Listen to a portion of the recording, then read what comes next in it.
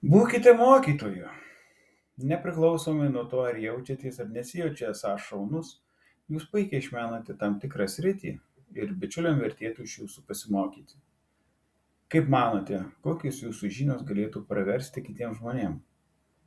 Tai gali būti asmeninė patirtis namų ar automobilių remonto srityje, kulinariniai patarimai, mintys apie sodininkystę, sportą, sveikatą, apsipirkimą ar keliones.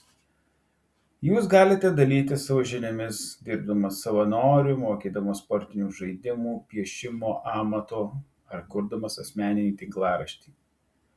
Žinojimas, jog padedi žmonėms, teikia nepaprastą pasitenkinimą.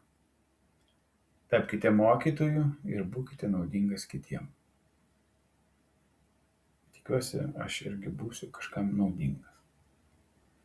Net jeigu nesate mokytojas, tapkite mokytoju. Dalinkitės savo fantazijomis. Timas Minčinas.